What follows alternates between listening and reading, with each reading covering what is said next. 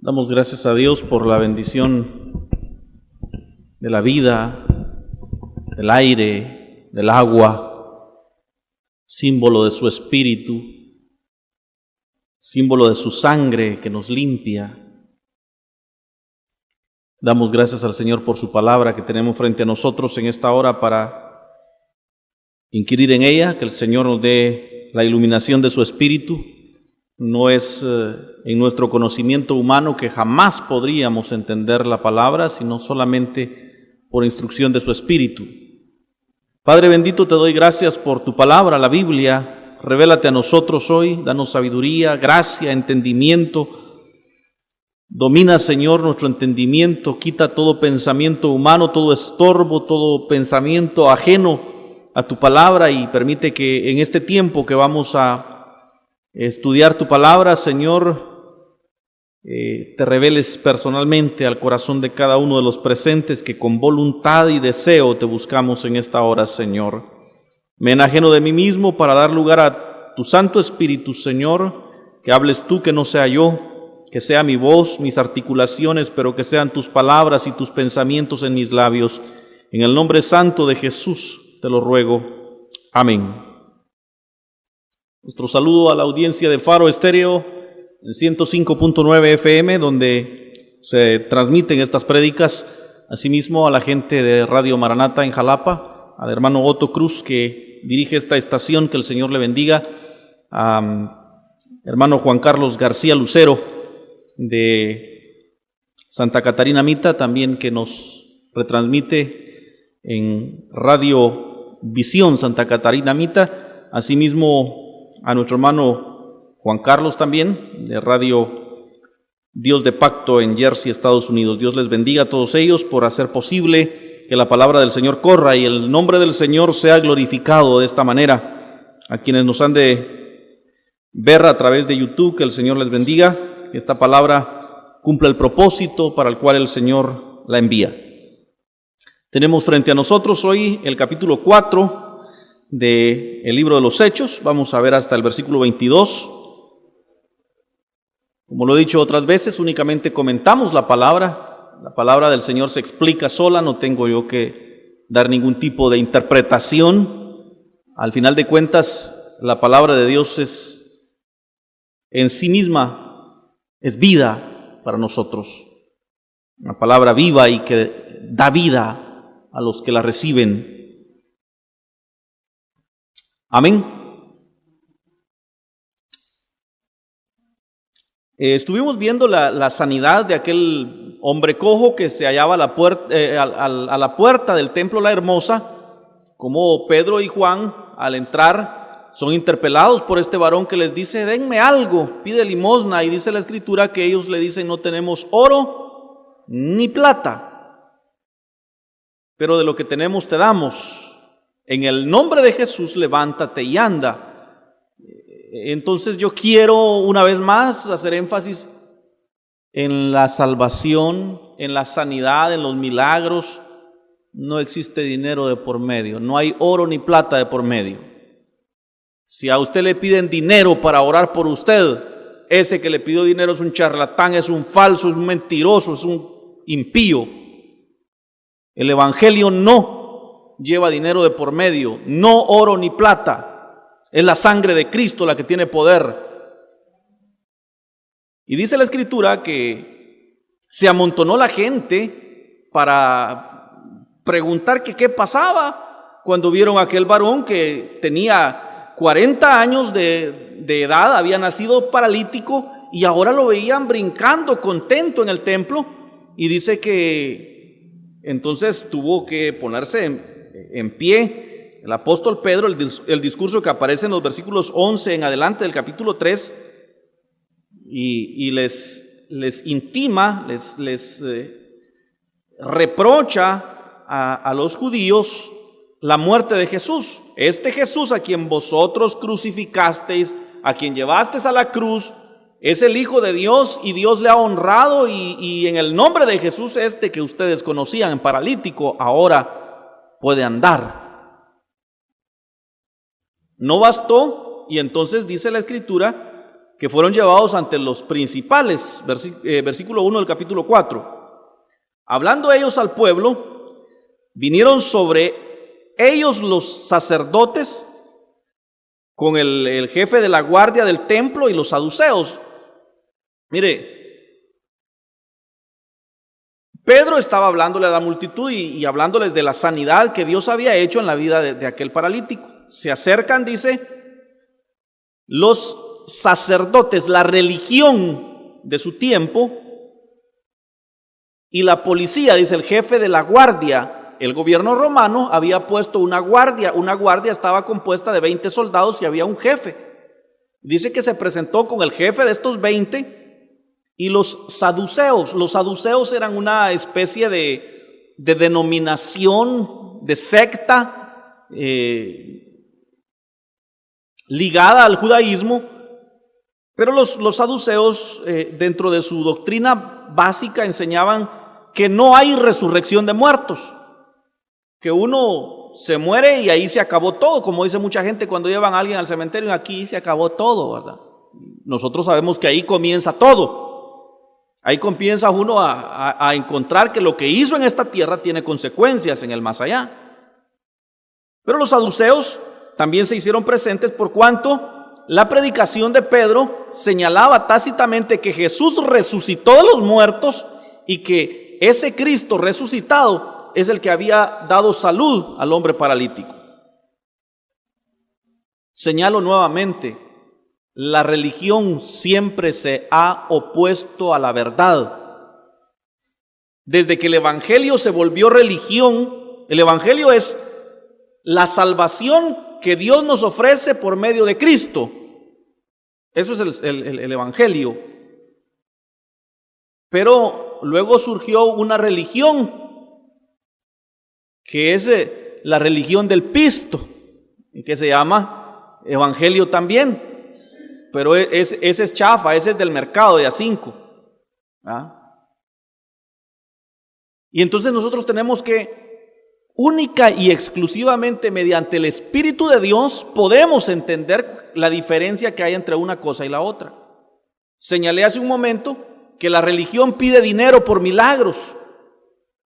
Siembre, dice, para que Dios sane a su mamá. Siembre para que esto suceda, siembre para que aquí y allá. Y la gente termina sembrando la cara, porque se dan cuenta que los timaron, los engañaron. El verdadero evangelio no es eso. El verdadero evangelio es lo que Pedro estaba predicando allí.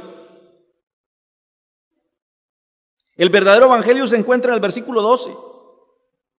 En ningún otro hay salvación, porque no hay otro nombre bajo el cielo dado a los hombres en el que podamos ser salvos, solamente Cristo. Eso es el verdadero evangelio.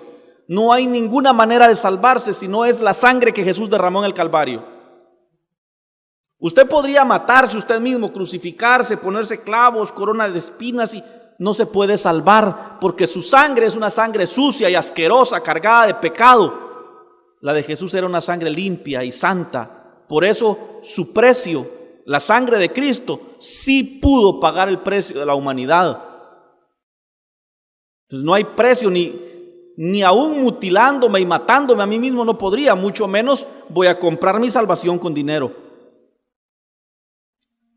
Aclaro, las iglesias, los ministerios, las instituciones necesitan dinero para funcionar. Y los que asistimos a la iglesia voluntariamente aportamos para que esto pueda seguir, para que la predicación del evangelio siga.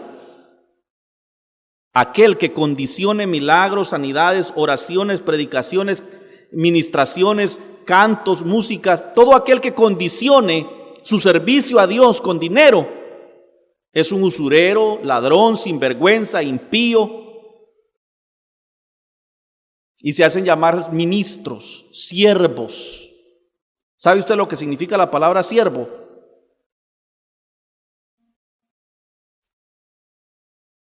¿Sí? El siervo es el sirviente, es la muchacha de la casa. Así dicen en algunos lugares, la chacha. Yo soy el chacho de Cristo y le hago los mandados. Él es el dueño de la casa.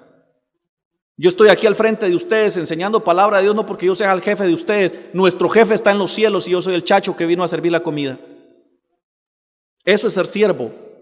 No, pero como para el siervo lo mejor, el mejor hotel, una buena ofrenda, una jugosa ofrenda. Siéntese aquí el siervo. No. El siervo es el sirviente, es el que sirve. Y yo estoy aquí dando mi servicio.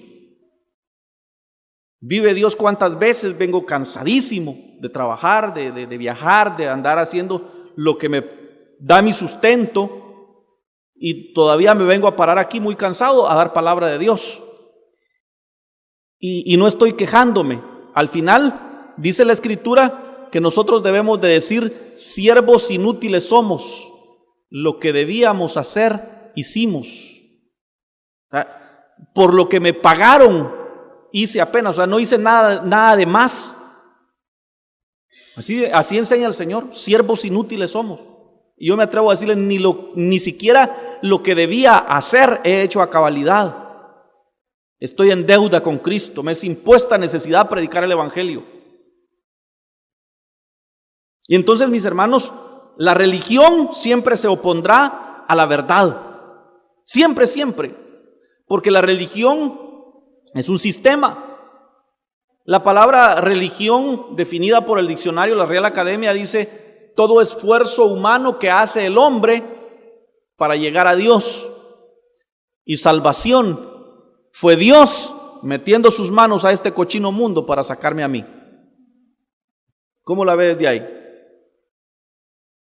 Si viene de allá, funciona. De aquí para allá nadie puede.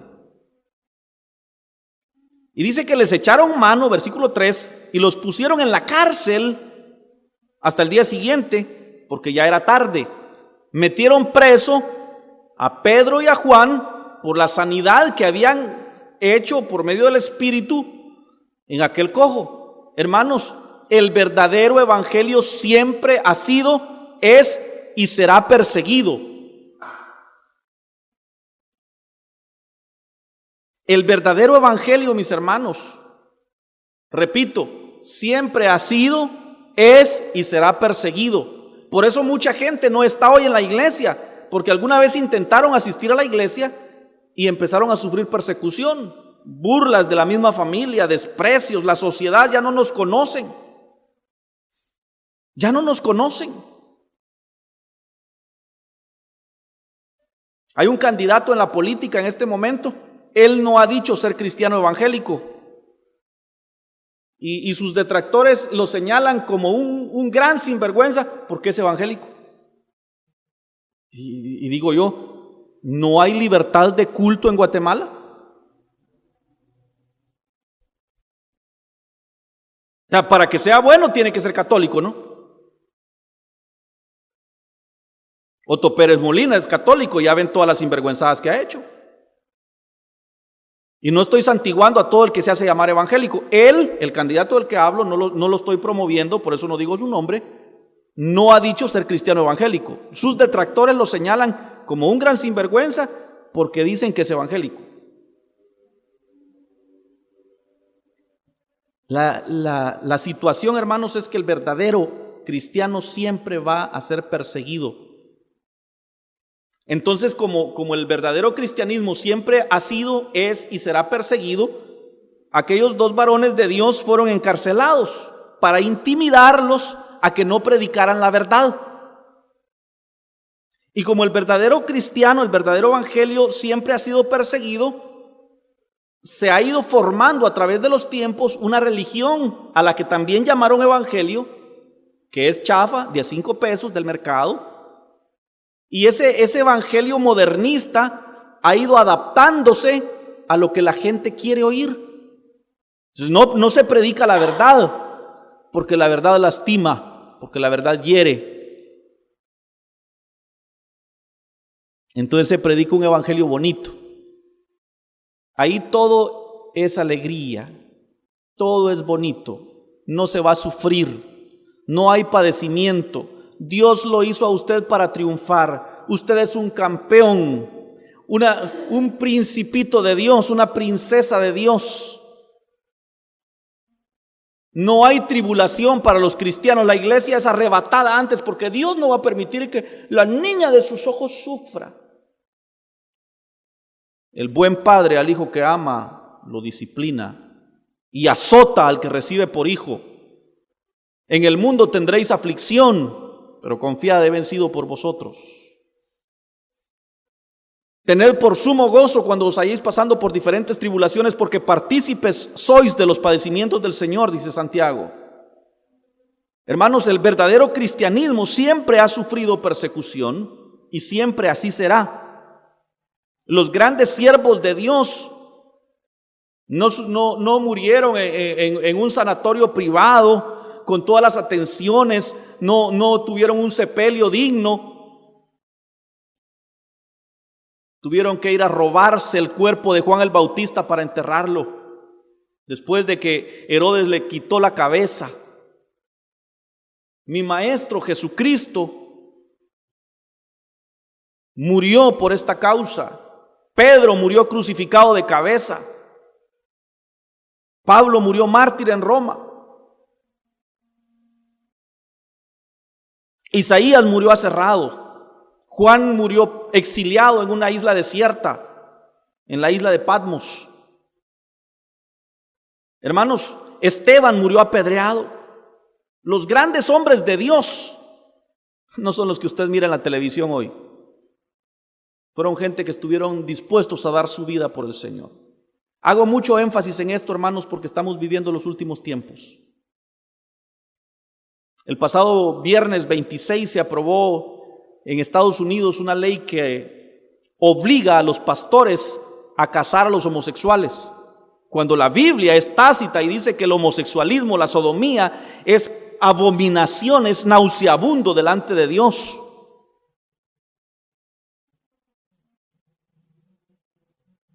En Guatemala existe una ley que se llama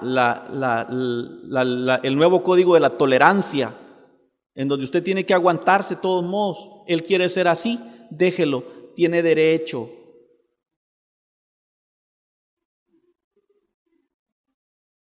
Y por una broma como esta yo puedo ir a la cárcel. La persecución contra el evangelio ya empezó. Y los grandes predicadores como Luis Palau, Alberto Motesi, Cash Luna, Dante Gebel no dicen nada, están calladitos. El Papa no se pronuncia. Nadie se ha pronunciado en contra de estas nuevas leyes. Yo puedo ser acusado de intolerante, de homofóbico y perseguido por esto. Tengo argumentos de ley que me amparan. Tendríamos que discutirlos en un tribunal. Para empezar, yo no estoy señalando a nadie en particular, no he dicho nombres y gracias a Dios creo hasta este momento que dentro de nosotros no hay ni homosexuales ni lesbianas, entonces ninguno de ustedes puede decir que por usted lo dije. Primer punto. Segundo punto, no estoy atentando contra nadie en particular, estoy repitiendo lo que la Biblia dice. Estoy hablando del pecado, no del pecador. Entonces no pueden decir pero de hecho, recién recibía una noticia, me llegó de parte de un hermano amado en el Señor, una noticia a mi correo electrónico de una pareja que fue obligada a pagar $150,000 de indemnización. Ellos tienen una repostería, su fábrica de pasteles, y una pareja de homosexuales llegó para pedir que les hicieran un pastel de bodas. Ellos se negaron a hacerle su pastel de bodas y estos homosexuales se quejaron ante las autoridades estadounidenses de discriminación,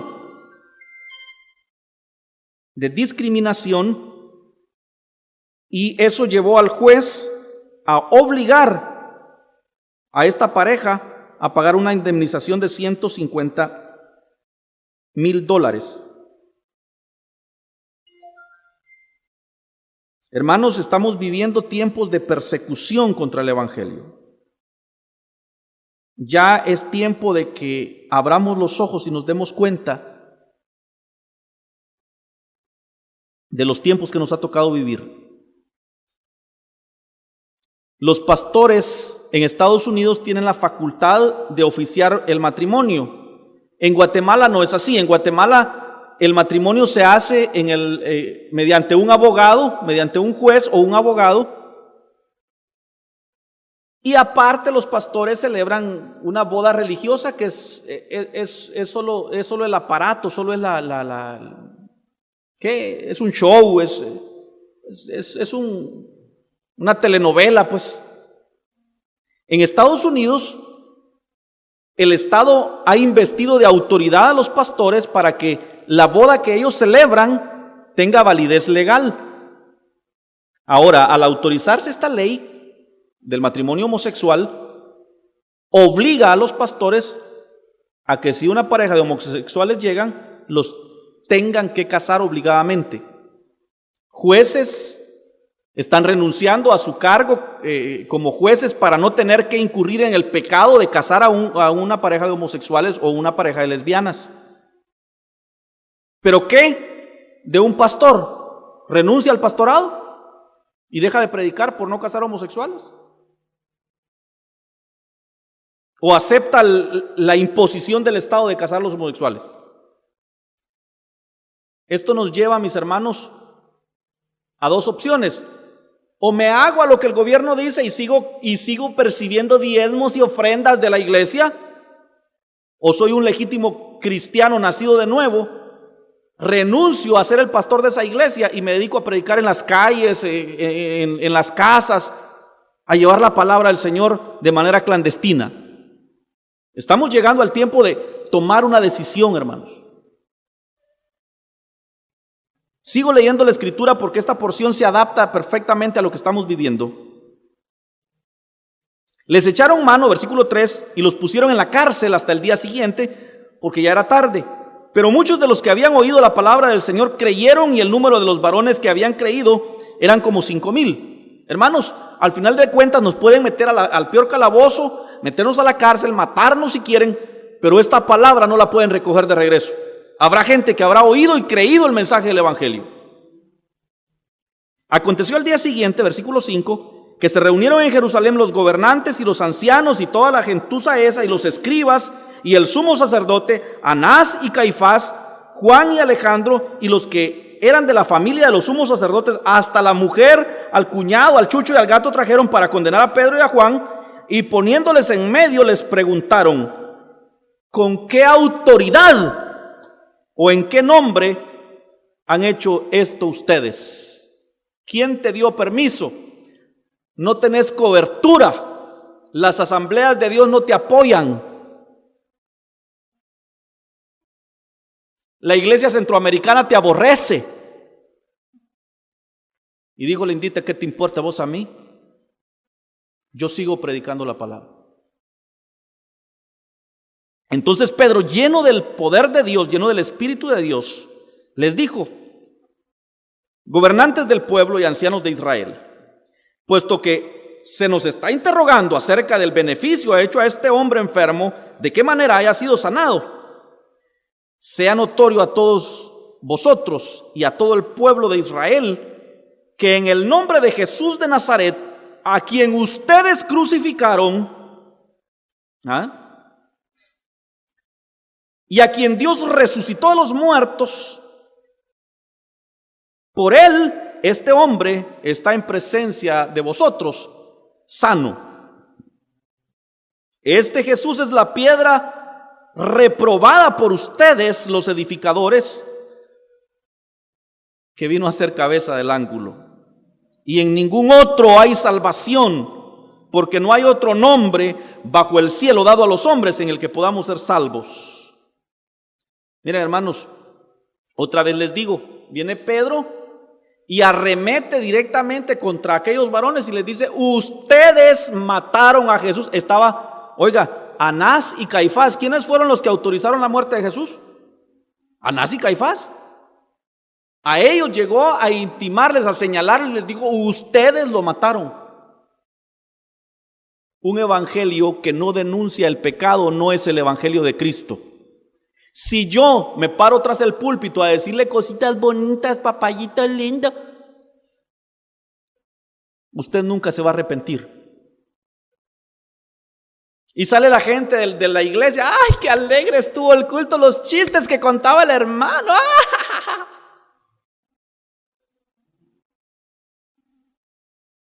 El verdadero evangelio te va a hacer salir trompudo de aquí, bravo.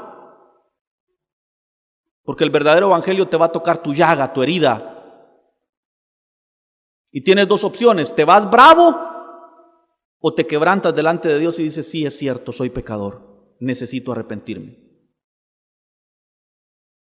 Los que son escogidos de Dios entenderán el mensaje y dirán: Dios mío, este tiene razón, me arrepiento de mis pecados, y va a haber conversión. Y el que no ha sido escogido de Dios se va a salir bravo, alegando, y dice: mejor me voy para otra iglesia porque aquí no me quieren, por mí lo dijo. Y váyase usted para una iglesia donde le digan: papadito lindo, principito de Dios, campeoncito. Váyase, pero no va a encontrar salvación. Para que haya salvación tiene que haber arrepentimiento, y para que uno se arrepienta tiene que reconocer su pecado, su culpa. Pedro les dice: ustedes mataron a Jesús, pero papá Dios le resucitó. Yo me atrevo a decirle esta noche: Jesús murió en el Calvario por culpa suya y por culpa mía. Aunque no lo quiera reconocer, usted y yo somos culpables de la muerte de Jesús. Y este Jesús, a quien ustedes desecharon, ustedes los edificadores desecharon, Dios quiso ponerlo por piedra principal de este edificio que es la iglesia. No es Pedro, oiga lo que está diciendo la Escritura. Porque dicen de aquella porción que Jesús le dijo a Pedro: sobre esta roca edificaré mi iglesia, sobre la roca de la identidad. Cuando Pedro le dice: tú eres Cristo, el Hijo del Dios viviente, y Jesús le dijo: tú eres Pedro, te conozco. De esa relación de Dios me conoce a mí y yo lo conozco a Él, está fundada la iglesia. Dios conoce a todo mundo y le conoce sus sinvergüenzadas a cada uno de ustedes y a mí. Pero muchos hoy no han querido conocerlo a Él. La piedra principal de la iglesia es la actitud que tomó Pedro de reconocer que Jesús es el Señor. Y le dijo: tú eres el Cristo, el Hijo del Dios viviente. Cuando el hombre se arrepiente y dice: Señor, tú eres el Señor de señores, el Dios de dioses, el Rey de reyes, yo te necesito, soy pecador, solo mediante ti puedo ser salvo. En ese momento se conjuga la ecuación y uno es salvo. Y ese es el fundamento de la iglesia. El que los hombres desecharon, el que Anás, Caifás y todos los sumos sacerdotes desecharon, vino a ser la piedra principal del ángulo. Reconocerlo a Cristo es el cimiento de la iglesia. Este Jesús, dice el versículo 11, es la piedra reprobada por vosotros los edificadores, la cual vino a ser cabeza, cimiento de la iglesia. Sobre esta roca edifico la iglesia. ¿Cuál roca? Cristo Jesús.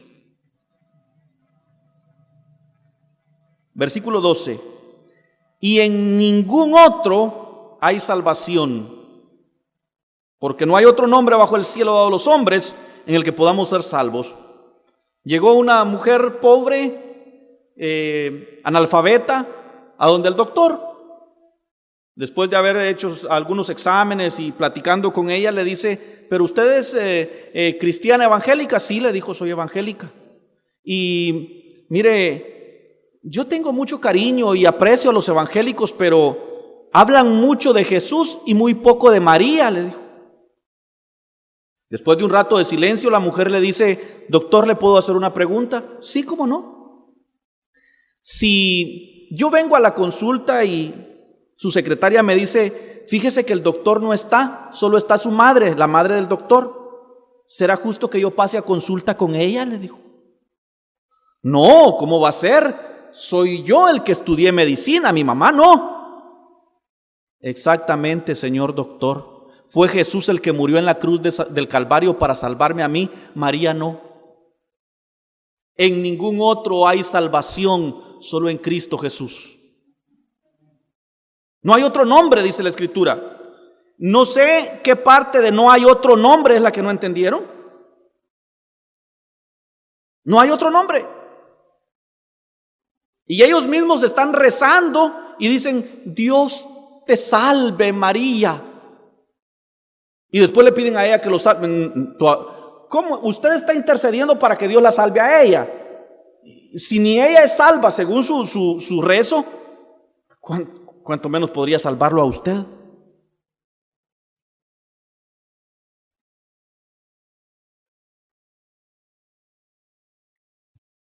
Entonces, viendo el valor con el que Pedro y Juan les hablaban y sabiendo que eran hombres sin estudio y gente del vulgo, se maravillaban y les reconocían que habían estado con Jesús. Estos dijeron, los vamos a humillar, nos los vamos a meter entre las patas y van a ver que no vuelven a predicar en el nombre de Jesús. Y se les para Pedro y les dice, ustedes mataron a Jesús. ¿Con qué valor? Eso solo lo puede hacer el Señor. Si yo estoy de pie delante de ustedes hablando verdades, publicando palabra de verdad, sabiendo las consecuencias y el odio que la gente pueda crearse en mi contra, no es por mis fuerzas. Ese valor, ese denuedo, lo da el tener el Espíritu de Dios morando en nuestro corazón. Y viendo al hombre que había sido sanado, que estaba en pie con ellos, ¿cómo podían negar que Dios estaba con Pedro y Juan? Entonces, versículo 15, les ordenaron que saliesen del concilio y se quedaron ellos conferenciando dentro de ellos y decían, ¿qué haremos con estos hombres? Porque de cierto, un milagro ha sido hecho, notorio para todos los que moran en Jerusalén, y no lo podemos negar. No se puede negar que Dios está con nosotros. Pueden decir misa, pero los hechos demuestran otra cosa. Pueden decir de mí lo que quieran, pero la palabra de Dios sigue cumpliéndose. La palabra que hemos predicado se está cumpliendo. Estamos viendo las señales cumplirse, mis hermanos. Recuerdo a mediados de 2007, la campaña electoral para la presidencia de Estados Unidos. Yo dije desde este púlpito, y por ahí anda la grabación, Barack Obama es un precursor del anticristo. Va a voltear la nación en contra de los principios bíblicos y en contra de la nación santa de Israel. Lo dije aquí y lo repito hoy. Hoy, cuando las cosas se están viendo cumplir.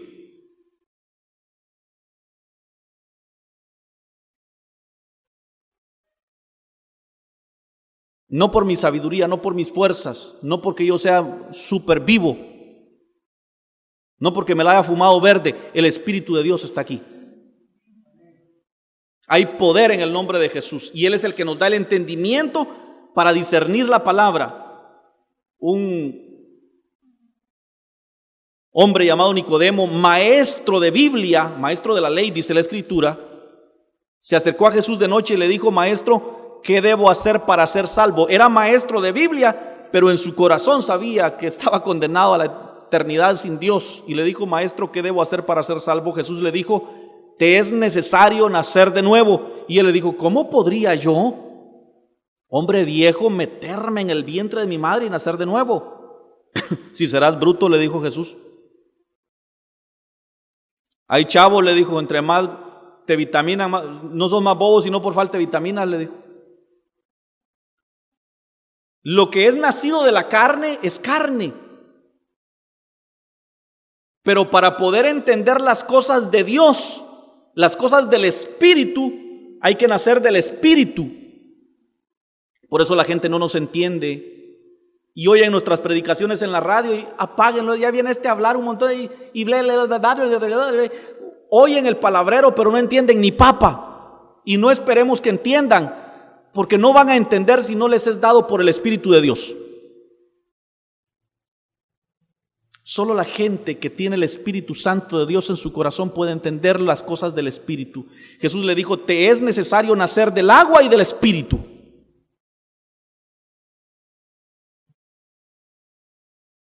Por eso, mis hermanos, si yo predico en la carne, palabrero bonito, que papayito, que mamayita, que principito, que principita, que va a triunfar, que todo le va a salir bien y que, mire, la iglesia se llena. Tráigame su pisto. Y como es en la carne, y la gente que vive la vida de la carne entiende eso. No le vayan a hablar en el Espíritu porque qué aburrido. Ay, a mi sueño me baja.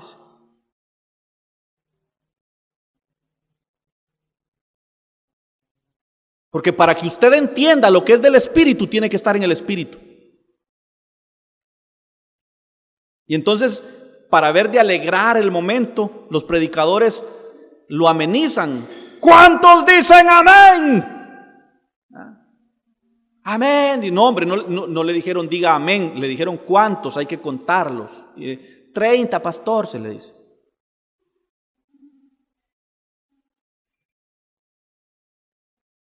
¿Quién vive? Y a su nombre. ¿Y cuándo van a enseñar palabra? Solo ponen a gritar a la gente como que son muchachitos. Y la gente emocionada: ¡ay, qué alegre estuvo el culto! Una iglesia donde no se enseña la Biblia consistente y metódicamente es una iglesia muerta. A Éfeso, a la iglesia del Apocalipsis, le dice el Espíritu: tú tienes nombre de que vives, pero estás muerto. Y dicen: ahí se siente. ¡Ay, qué alegre! Hoy viera los cultos, viera los músicos, viera la rondalla, pero estás muerto, porque si no hay palabra de Dios, dice San Juan: mis palabras son el espíritu que da vida. La palabra de Dios es la que le da vida a los cristianos. Una iglesia donde no se enseña la Biblia es una iglesia muerta. Y entonces le predican a uno, agarran un versiculito por ahí y dice: amados, amémonos unos a otros, porque el amor es de Dios. Vamos a hablar, hermanos, hay 3 clases de amor: el amor ágape, el amor filial y el amor eros. El amor eros es el amor que siente. Mire, cuéntenme aquella de la caperucita roja mejor. Y esos son sus predicaciones.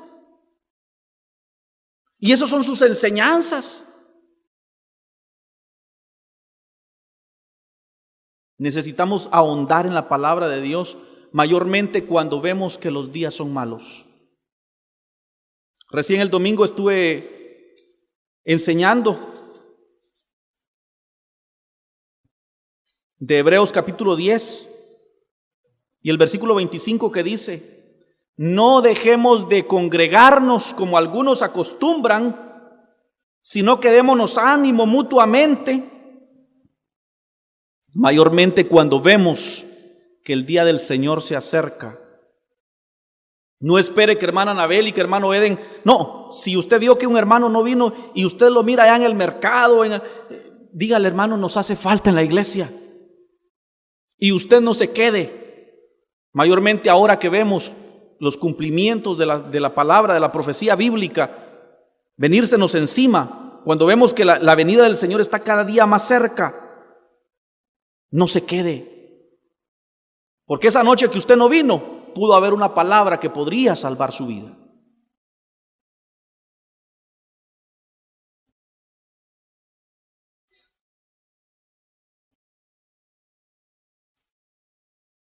¿Qué haremos con estos hombres? Porque de cierto señal manifiesta ha sido hecha por ellos, notoria a todos los que moran en Jerusalén, y no lo podemos negar. Sin embargo, para que no se divulgue más entre el pueblo, amenacémosles para que no hablen de aquí en adelante a hombre alguno en el nombre de Jesús. Y llamándoles, les intimaron que en ninguna manera hablasen ni enseñasen en el nombre de Jesús. ¿Cuántas veces han querido callarnos la boca? ¿Cuántas veces han querido callarnos la boca? Y se encargan de regar bolas aquí por allá, y que sí, que el hijo de don Rufino, que un sinvergüenza, que aquí, que allá. Miren, ahí sí que, como dijo Manuel, solo matándolo, tal vez así lo logran callar. Y no creo, porque hay un montón de grabaciones ya. Ya no me pueden callar. Esta palabra tiene que seguir oyéndose. Creo firmemente una palabra que recibí hace unos 12 años, que decía: muchas radios van a cerrar, pero Faro Estéreo va a sonar el último día cuando Cristo aparezca en las nubes del cielo. Así lo creo, así lo recibí del Señor, y cada día veo más cerca ese glorioso día en el que el Señor vuelva por su iglesia. Y miren la contestación que les da Pedro y Juan, versículo 19. Respondiendo dicen: analícenlo ustedes, señores, ¿qué es justo? ¿Obedecerle a Dios o a ustedes? O sea, Dios no nos manda a predicar, y que usted venga a decirme que me calle.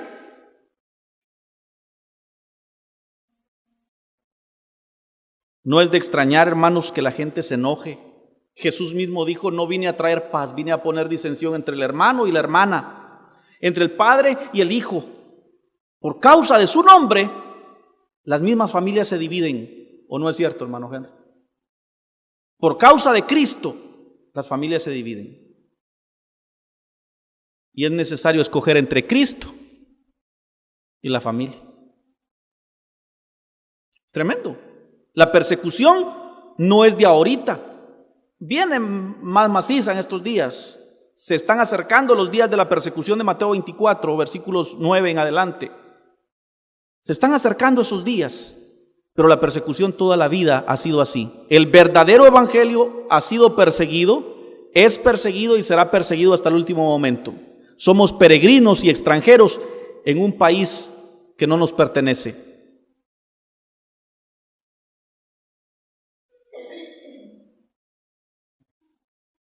Versículo 20, porque no podemos dejar de decir lo que hemos visto y oído.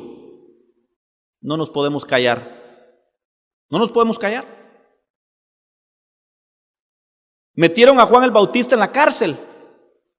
Yo me lo imagino con una su taza aquella de peltre donde le pasaron atol, sonando en las rejas de la cárcel, ring, ring, ring, ring. ¡Ey, Herodes, esa no es tu mujer, arrepiéntete, sinvergüenza!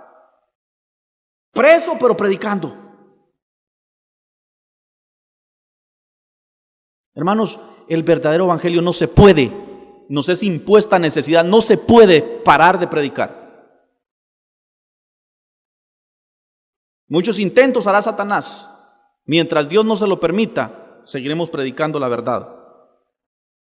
Ellos entonces les amenazaron, y amenazados los soltaron porque no tenían argumento más para tenerles presos, no hallando ningún modo de castigarles, porque como el pueblo había sido testigo de la sanidad de aquel varón, porque todos glorificaban a Dios por lo que se había hecho, entonces les tocó que dejarlos ir. Tocó que dejarlos ir, pero con la amenaza: cuidadito los hayamos predicando el evangelio otra vez, porque entonces sí les vamos a poner la inyección letal. No había la horca y la crucifixión en ese entonces. Pero Pedro y Juan se fueron satisfechos diciendo: nos es necesario obedecer a Dios antes que a los hombres. Fíjense que aquel hombre dice que había recibido sanidad. Tenía más de 40 años de ser inválido y por la misericordia de Dios fue sanado. No importa cuántos años tengas de venir sufriendo la invalidez que produce el pecado. El pecado te mutila, te cierra la boca, te quita autoridad, te frena delante de Dios, te quita las bendiciones, te impide crecer en el Señor y te hace arrastrarte. Pero si arrastrado llegas a la puerta del templo, no tengo oro ni plata, pero palabra te doy que puede transformar tu vida.